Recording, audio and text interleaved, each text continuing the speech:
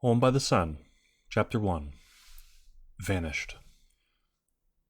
The sun peeked over the mountains, gently lighting up the sky over the small town of Oakdale. Morning songbirds were just beginning to stir awake, their song familiar alongside the crisp morning air in the town surrounded by trees. The gentle, poetic nature of the morning was lost on Archie, however, who had no intention of waking up any time soon. He wasn't a morning person.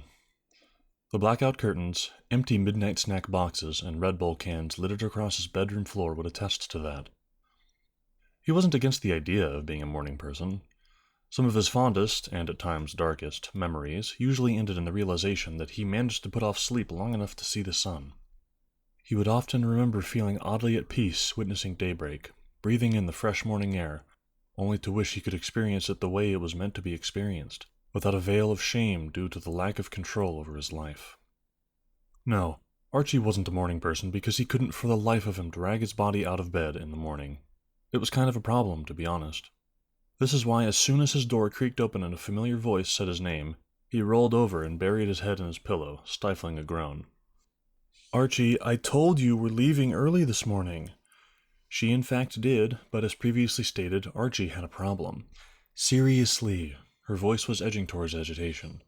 "You're going to make us late, and if we're late, then everything is ruined."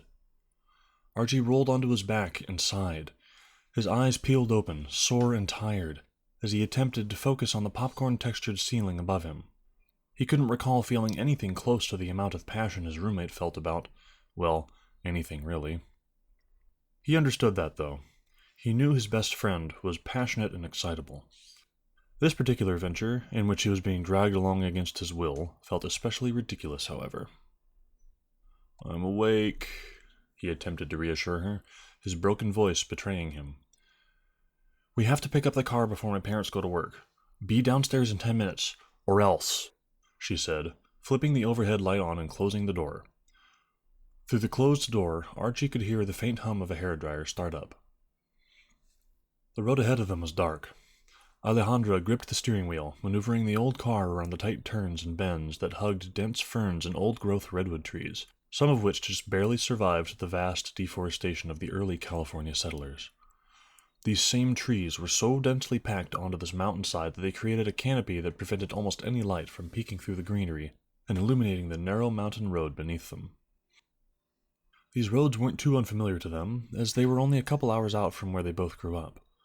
They still required concentration to maneuver, however, mostly due to wildlife crossing, but also because of the occasional thrill-seeker that considered accelerating through 20-mile-per-hour turns in a lifted Chevy a pastime.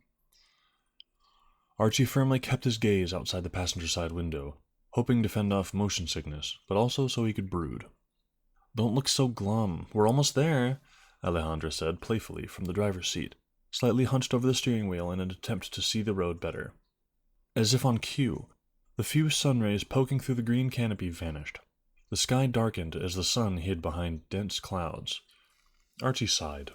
"I just don't understand why you're insisting on this place of all places. We could literally do anything else." "Open your mind a little," she said. "I've heard it's cool, and you could use a change in scenery. Also, my cousin went last month, and she swears she saw Bigfoot." "Your cousin is also on meth." Alejandra scoffed. "Those allegations were never proven. They let her out of jail after like 3 days.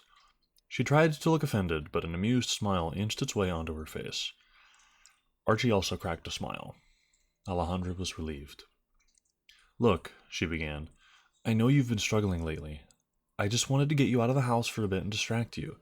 Even if you hate it, it's better than sitting around in our depressing apartment all day." Her tone was sincere, though her eyes were focused on the road. The trees had opened up a little, but it started raining. Any trace of the morning sun they left with was now gone. It was the first rain of the season, which meant roads were slick. Perhaps her timing on this trip wasn't the best. "You're right. I'm sorry, Allie. I appreciate what you're doing. I'll try." He paused. "I won't guarantee that I'm not going to hate a cheesy tourist trap, however."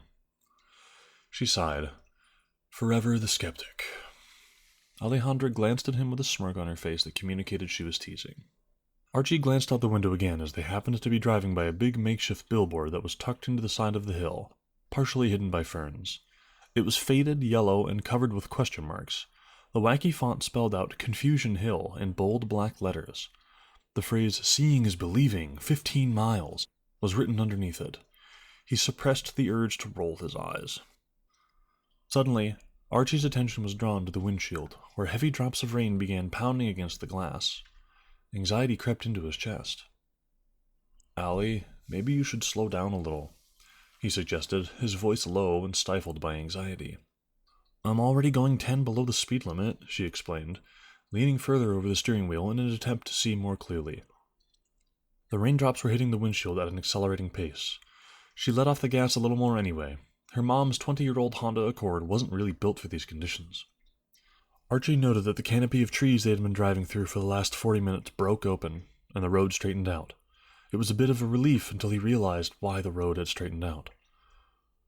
Archie glanced out the driver's side window and noted the steep ledge that led straight down to the bottom of the canyon. There was just a small guardrail separating the road from the sharp decline. Out of the passenger side window, the ledge continued upward in an equally sharp incline that was littered with trees. He took a deep breath, closed his eyes, and listened to the rain hit the roof of the car. Alejandra gasped. Archie opened his eyes, and everything else felt like it happened in slow motion. What Archie saw was a large black-tailed buck standing in the middle of the road. The deer's head was turned towards the car, watching them. He had no intention of moving.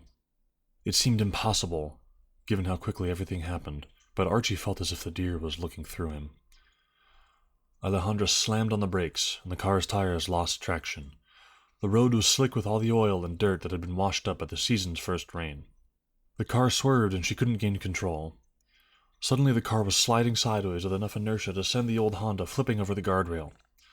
That was the last thing either one of them remembered before everything went black.